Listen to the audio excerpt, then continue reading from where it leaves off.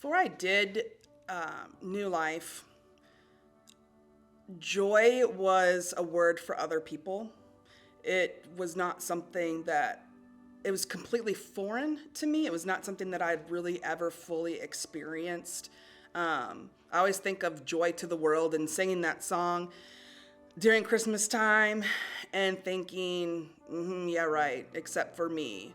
Like that's kind of basically how I viewed it. It was something for happy people. It was something for people that had no problems. Basically, the perfect person. I grew up in a pretty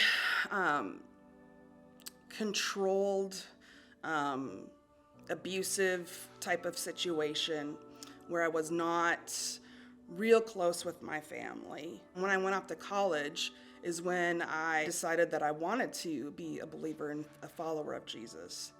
And I got messed up in some cult-like type churches. When I was looking for someone to disciple me, I was in a very vulnerable place. And a pastor's wife took me under her wing. And she, in the name of discipleship, in the name of Jesus, and over time was able to spiritually and sexually abuse me. So the Jesus that I knew was the Jesus that she had made up. It's very easy for like our culture to make up a Jesus of their own making. I think we all have our own idea of Jesus, of what we want Jesus to be. A lot of people have used the name of Jesus to kind of accomplish the things that they've wanted to accomplish. The Jesus that I knew with my abuser was controlling, manipulative, bogged me down with guilt and shame. So that's kind of where I was at before the program. I was not experiencing freedom. I was not experiencing joy. My sin was overtaking me. I was burdened with it. I was filled with shame, and I didn't even know why. We have to have a mentor for the program, and the whole idea of having one really made me nervous. And I got on my hands and knees one night and said, Lord, I don't know why I'm so nervous about this program. I know it's so far been helping in my marriage. It's been helping in my regular life. But why am I so nervous about going through the rest of this program with a mentor? And it was like a highlight reel of everything that happened, just stuffed memories that all kind of came at me at once. And I did not want to go forward and bring to light what had happened. I wanted just to continue to keep that stuffed. But then I came to the realization that, well, that's how I've been living my life. Like stuffing things, just ignoring it, pretending it doesn't exist.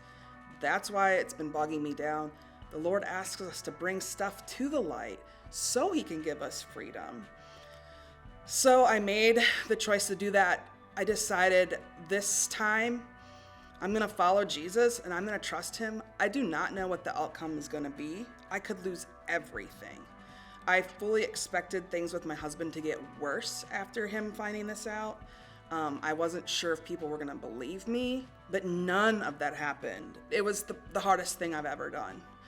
But I had people walking with me who were constantly and continually pointing me to the Christ of the Bible. He gives so much more freedom than the Jesus of our culture or other people's minds. He sets us free from sin. He sets us free from shame. And I never, ever experienced that before. Through New Life, I learned who that Jesus is. And that is who I started following. Not my past abuser, not my pastor, not people pouring into my life. I was truly following the real Jesus. And that is where the freedom and joy came in. He completely changed my life through this program. I just was a hot mess, I should say. And then afterwards, He gave me the utmost joy. I truly want to live for Him. I don't feel like I have to. I'm free to do that.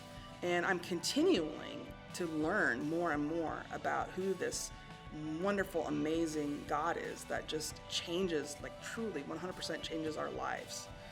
I am completely different than I was. I'm still kind of a hot mess, but I'm definitely a free and more joyful and peaceful person.